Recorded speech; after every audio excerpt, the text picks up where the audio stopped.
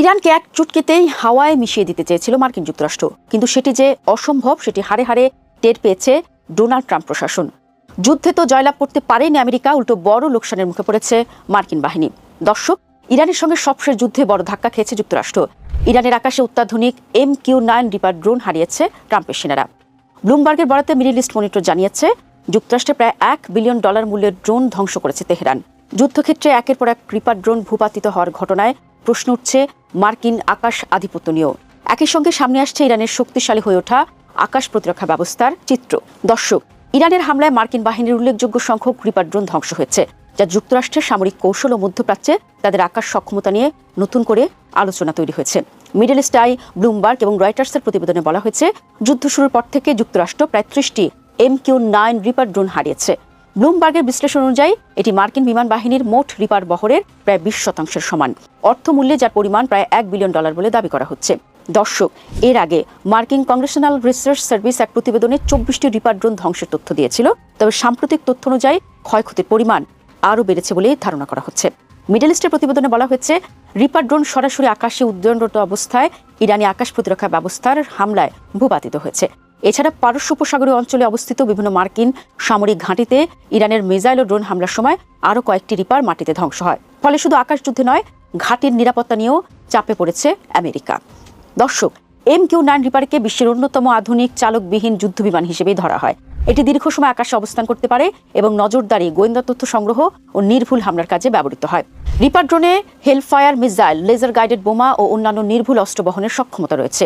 Afghanistan, Iraq, Syria, Yemen সহ বিভিন্ন সংঘাতে এই ড্রোন বহু বছর ধরে যুক্তরাষ্ট্রের অন্যতম কার্যকর অস্ত্র হিসেবে ব্যবহৃত হয়ে আসছে।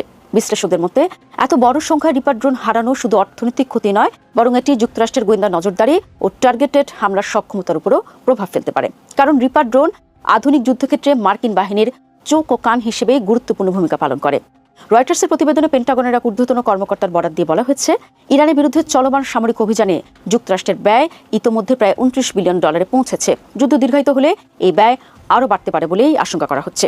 দর্শক, এর আগে মার্কিন প্রেসিডেন্ট ডোনাল্ড ট্রাম্প দাবি করেছিলেন, ইরানের আকাশ প্রতিরক্ষা ব্যবস্থা কার্যত অকার্যকর করে দেওয়া হয়েছে। তবে বাস্তব পরিস্থিতিতে একের পর এক মার্কিন ড্রোন ভূপাতিত হওয়ার ঘটনায় সেই দাবির কার্যকারিতা নিয়ে প্রশ্ন উঠতে শুরু করেছে। সামরিক বিশ্লেষকদের মতে, ইরান তাদের আকাশ প্রতিরক্ষা সক্ষমতা আগের তুলনায় অনেক বেশি আধুনিক ও সমন্বিত করেছে। ইরানি সামরিক বাহিনী মার্কিন যুদ্ধবিমান ও বোমারু বিমানের চলাচলের ধরন বিশ্লেষণ করে তাদের ফ্লাইট প্যাটার্ন শনাক্ত করতে সক্ষম হয়েছে। অর্থাৎ আমেরিকার আকাশ অভিযান কোন রুটে, কোন উচ্চতায় এবং কী ধরনের কৌশলে পরিচালিত হচ্ছে তা বিশ্লেষণ করে পাল্টা প্রতিরক্ষা প্রস্তুতি নিচ্ছে তেহরান। এতে ভবিষ্যতে মার্কিন বিমান ও ড্রোন অভিযানের ঝুঁকি আরও বাড়তে পারে বলে আশঙ্কা করা হচ্ছে। দর্শক, আরও চমকপ্রদ তথ্য হলো, রাশিয়া ও চীনের সহায়তায় ইরান তাদের আকাশ প্রতিরক্ষা ব্যবস্থা উল্লেখযোগ্যভাবে শক্তিশালী করেছে। বিশেষ করে যুদ্ধ শুরু করার পর চীন ইরানকে আধুনিক সারফেস টু এয়ার মিসাইল বা ভূমি থেকে আকাশে নিক্ষেপযোগ্য মিসাইল ব্যবস্থা সরবরাহ করেছে বলে আন্তর্জাতিক বিভিন্ন সূত্রে দাবি উঠেছে। যদিও এ বিষয়ে বেইজিং আনুষ্ঠানিকভাবে বিস্তারিত কিছু জানায়নি। সামরিক বিশ্লেষকদের মতে, ইরান এখন বহুস্তর বিশিষ্ট আকাশ প্রতিরক্ষা কৌশল ব্যবহার করছে। এতে দীর্ঘপাল্লার radar, mobile missile system, electronic warfare প্রযুক্তি এবং ড্রোন শনাক্তকরণ সক্ষমতা একসঙ্গে কাজ করছে। ফলে শুধু যুদ্ধবিমান নয়, চালকবিহীন রিপার ড্রোনও এখন সহজ লক্ষ্য হয়ে উঠছে। 2025 সালের জুনে ইরানের পারমাণবিক স্থাপনায় যুক্তরাষ্ট্রের হামলার পর দুই দেশের মধ্যে পূর্ণমাত্রার সংঘাত শুরু হয়। এরপর থেকেই মধ্যপ্রাচ্য জুড়ে উত্তেজনা দ্রুত ছড়িয়ে পড়ে এবং আকাশযুদ্ধ, ক্ষেপণাস্ত্র হামলা এবং ড্রোন অভিযানের মাত্রা বাড়তে থাকে।